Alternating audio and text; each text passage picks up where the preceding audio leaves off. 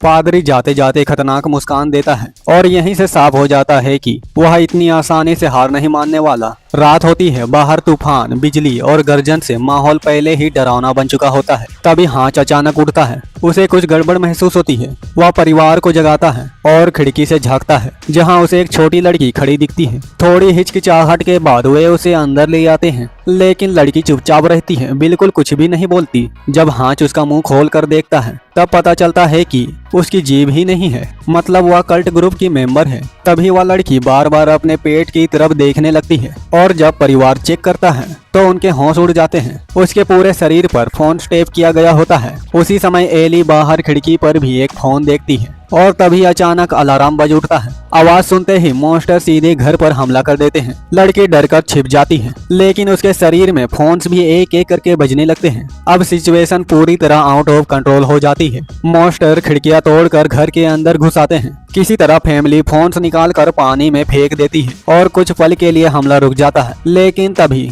घर के अंदर एक और फोन बज उठता है और मॉन्स्टर फिर से पागलों की तरह हमला कर देते हैं। अब साफ हो जाता है यह सब पहले से ही प्लान था और यह सिर्फ मॉन्स्टर का नहीं, कल्ट ग्रुप प्लस मॉन्स्टर का अटैक था। हांच तुरंत फैमिली को बेसमेंट भेजता है और खुद ऊपर रुककर खिड़कियां बंद करने की कोशिश करता है, लेकिन इसी सिचुएशन का फायदा उठाकर कल्ट मेंबर चुपके से घर के अंदर घुस आते हैं। उनका असली मकसद था एली को किडनैप करना, क्योंकि वे उसे अपने कल्ट ग्रुप को आगे बढ़ाने के लिए इस्तेमाल करना चाहते थे। इसी बीच केली घायल होती है और तभी लुयान बिना सोचे सीधे कल्ट वालों पर टूट पड़ती है। वह दोनों लोगों को पकड़ लेती है और एली को भागने का मौका मिल जाता है। एक आदमी उसका पीछा करने की कोशिश करता है, लेकिन लुयान उसका पैर पकड़ लेती है और जब उसे यकीन हो जाता है कि एली बच गई तो वह एक आखिरी फैसला लेती है। वह जोर से चीखती है, तभी मॉन्स्टर उसकी तरफ आ गए और अगले ही पल मॉन्स्टर उस पर टूट पड़ते हैं। लुयान खुद को सेक्रीफाइस कर देती है और उन कल्ट ग्रुप वालों को भी अपने साथ मरवा देती है, लेकिन इससे पहले कि परिवार कुछ समझ पाए पादरी अंधेरे से आता है और एली को उठा कर ले जाता है। जाते जाते वह उनका मजाक उड़ाते हुए चुप रहने को कहता है। हांच गुस्से में भर जाता है, लेकिन तभी उसे एक मौका दिखता है। बाहर थंडर की आवाज इतनी तेज होती है कि